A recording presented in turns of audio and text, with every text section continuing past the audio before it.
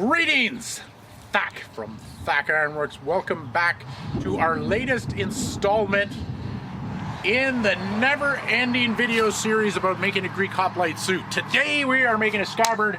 So I've got my sword here, xiphos. You guys, I get more thumbs down on pronunciation. That's the thing that kills me. I don't know. I'm butchering it. I know. But anyway, I want to make a scabbard for this, and for that I'm going to use two pieces of wood. I've got some poplar here. This is the wood that I've got on hand. I've got quite a few slabs of it for my scabbard courses. When I teach sword courses, then we often do a scabbard course and make the scabbard. So this happens to be the wood that I had on the premises here. Poplar is good for a scabbard because it is light and easy to carve and a very straight grained wood. So much traffic. Now, if I was one of those lame channels, I would make some sort of cheesy pun about poplar being a popular wood, but I'm not going to stoop to that level. So let's move right into the actual nitty-gritty. So come on up here, Eric, and let's see what we're doing. What's really cool about grabbing a random piece of wood off the shelf is it is exactly the right width for what I need here. It's 3.5 inches wide and will encompass my 3-inch blade at its widest point quite nicely. So what I'm going to do is just center it on that piece of wood and take a Sharpie and trace out the outline.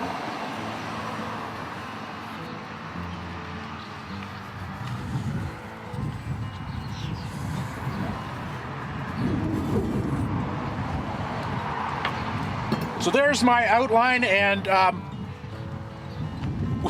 I know what you're thinking. It'd be really cool if we could make this scabbard in this shape. It would really have a nice pleasing shape, but unless you're a cartoon, that is not going to work. Or if this would happen to be spandex instead of poplar, because this widest point needs to come out, so that width needs to be all the way here, and we need to have a straight rectangle for that. I'm just going to go to the widest part here and see how I got my finger, and just using the Sharpie, bring out a line.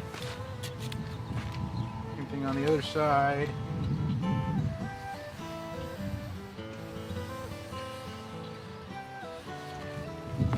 Like so. Okay. My router here, and I'm just going to do a little depth set. So I've got my depth set, and it's just over like about 1/16 of an inch, not very deep. We're going quite shallow, so we're going to do our two mirrored size, obviously, and then put that together. We're going to have to make it a little deeper in the center. Enough talk, here it is.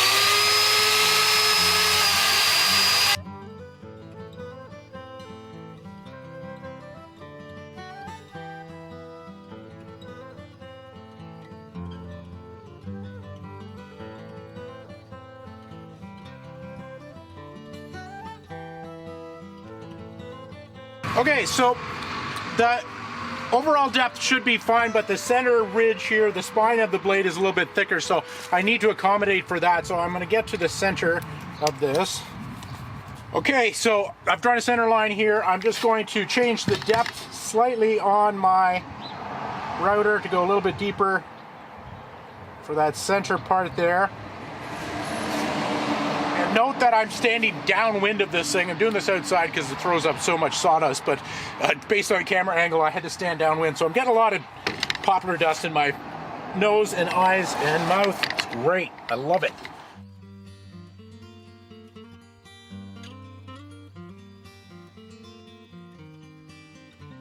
It should be noted that I am not a fine woodworker. This not going to be seen from the inside. We just need to be more or less on the mark. At the top of the scabbard, I left a like 1-inch channel here where I'm going to be putting some felt.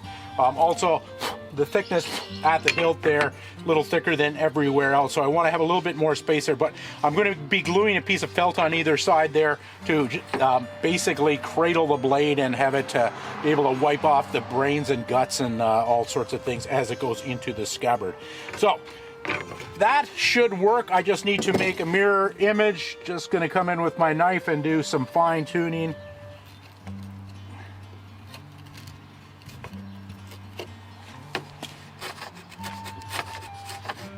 Incidentally, if you don't have such a tool like this, you can do the whole thing carving it with chisels or even with a good sharp knife if you're patient. I'm not a patient man, so we're using power tools.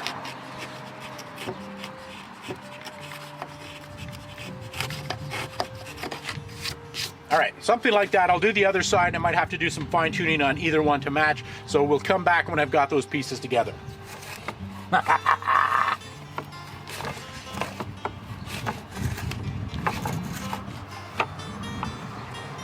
All right, so I have glued my pieces of wood together here, and the wood has dried, and I've got my sword, and it comes out of the scabbard, slides out nicely and goes in firmly what we're looking for. So that's step number one, but I've got something that's very blocky looking here, and now I want to sculpt this to shape. So let's get the sword out of the way. So I drew a line here to indicate where the cutout is on the inside there, and kind of giving me a visual guide of how far I can really go. So I want to take down the wood. It's quite thick. I've got I don't know, about 3/8 of an inch there, so I can bring that down quite a bit there. So I want to thin it out both this way very little, and then make it elliptical. So it's just a little bit of grinder work, nothing really to talk about. Let's just get into it.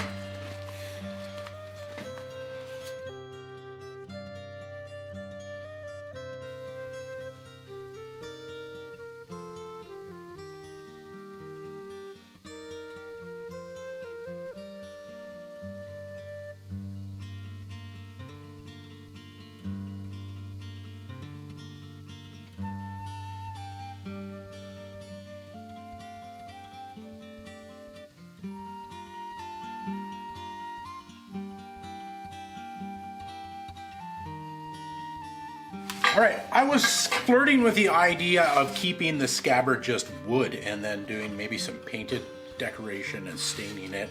But then I started grinding it, and these two little knot holes appeared under the surface there, and it seems the one might go all the way through. So that didn't really like that blemish, so I decided maybe I'll go to leather covered, which is probably for the best. This is poplar, very soft wood, and that little extra casing of leather is going to give it some extra protection. So I went into my old leather box and found this scrap here.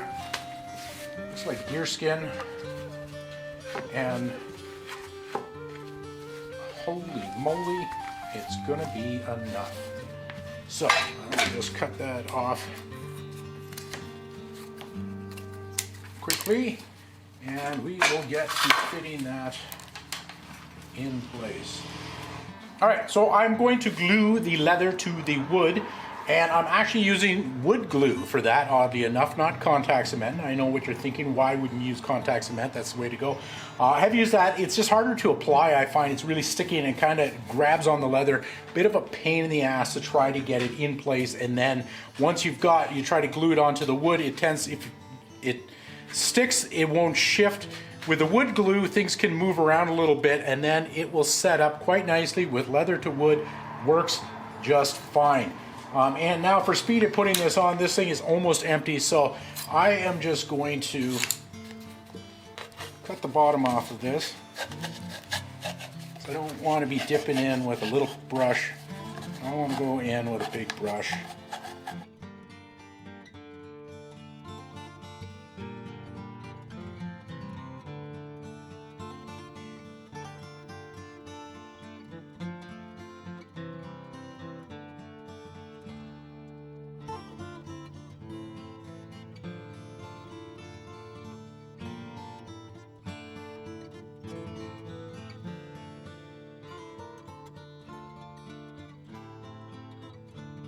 All right, so there we have it. Just need to do a little bit of massaging, get things in place there, and some fine cutting and stuff like that. Incidentally, if you were trying to go for a white finish on your scabbard, you might want to wash your hands prior to doing this and work on a cleaner surface. I'm going to be staining this dark, so it doesn't really matter. Smudges are welcome as far as I'm concerned. That's just the way I play the game. Now, After staining this, we're going to do some metalwork on this. I want to do a throat on here out of bronze and a chape, which is the end cap there. And then we'll have to do some fittings and also a baldric for it so that this whole thing can be worn. So let's get some stain on this and then we can move on to the fittings.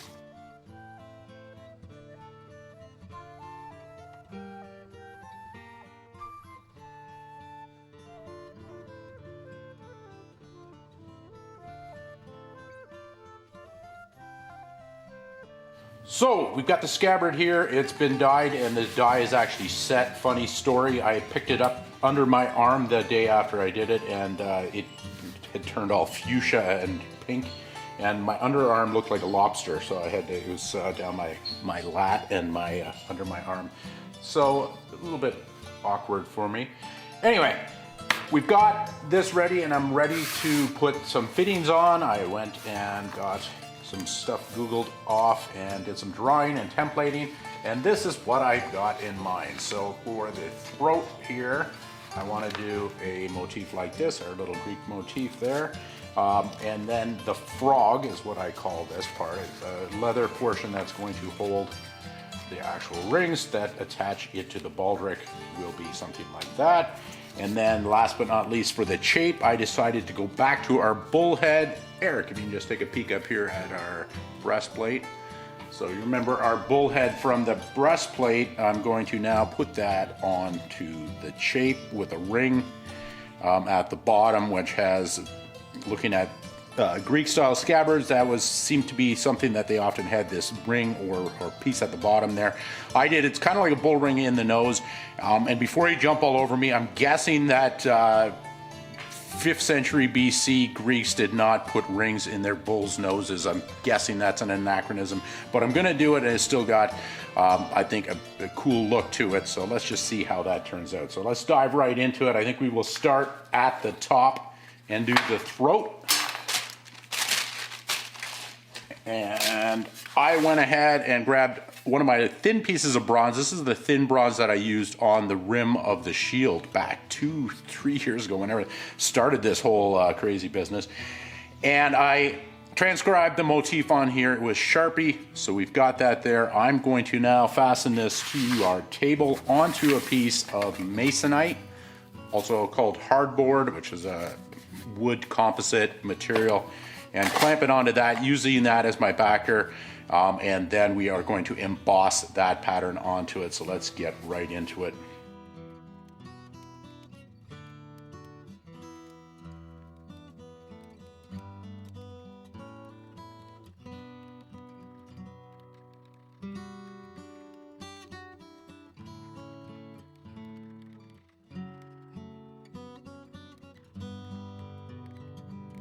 Okay, so there is the throat roughed out. It's work hardened, so I've got it roughly shaped on there. I have to anneal that, but I'm gonna wait to do that till I do some of the other stuff. So that part is done. Let's move on down and do the frog here. And once again, if I'm using the wrong terminology for this, I apologize. I'm sure I'll hear about it in the comment. So I decided I want to do something like that. With some rings attached to it, and I went ahead and cut out a piece of leather that will go on there, and this will get riveted on, and then some rings there. So let's move to the rings. For the rings, I decided I wanted to do something out of bronze, since that is the base material for this entire suit, and the only thing I really had was the welding rods that we use with the TIG welder, and so I did a little experiment, took 2 of them and tried to twist them together. First experiment, it did not work that well. Decided to do 3, welded them together. Long story short, I ended up with this twisted pattern, which I think is quite fantastic, and with this I'm going to make my 2 rings and also a buckle for the baldric. So let's move to shaping these guys.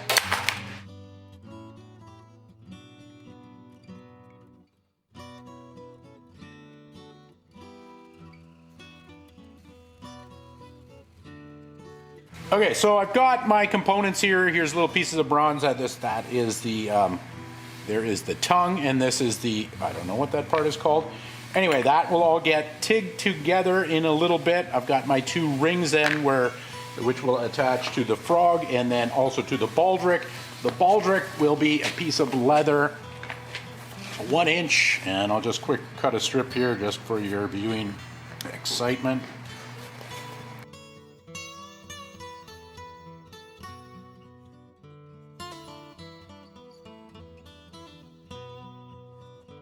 So that will be the baldric going into a buckle here.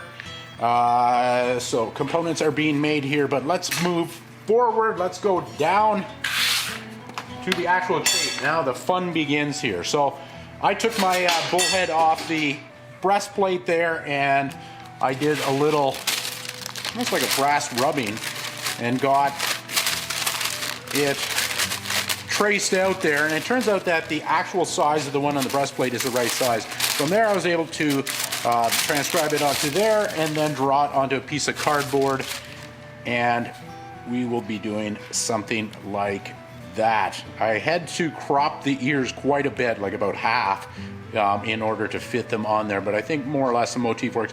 And then I changed the horns from the breastplate configuration so that they wrap up here.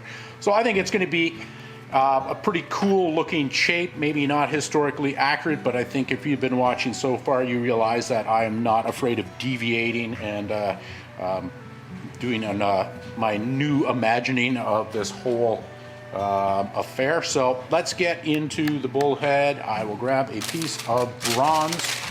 So in order to prep my piece, I just took this piece of pipe here, which I bent the buckle around, and just roughed this over here to start my ring. So that gave me the rough parameters of the ring. From there now I will be able to put Mr. Bullhead on there, get it centered out, and we can start working on the repouche.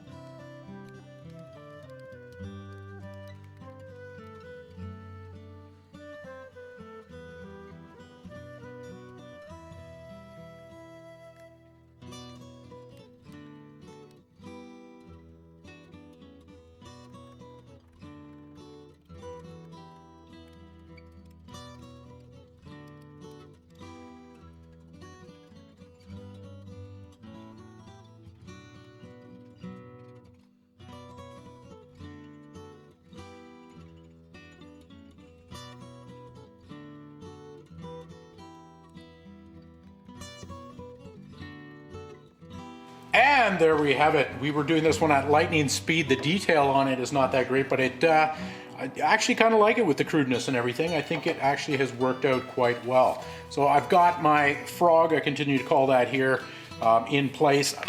Out of time, I don't have time to show you making the actual baldric belt, so I will be putting that onto there and then attaching this onto here, so on either side, so the buckle and everything. You will see that in the next video when I'm actually wearing it. Well, it won't be the next video. The next video is actually going to be the making of the spear. So that's an exciting almost conclusion of this long and drawn out series. So thanks for sticking around. I'm quite happy here. Let's put the sword in actually. And there we have scabbard and sword combination. Looks good. Please subscribe. Check us out on Patreon. Comments, thumbs up. You know what to do, people. We'll see you next time. Spear. Bye.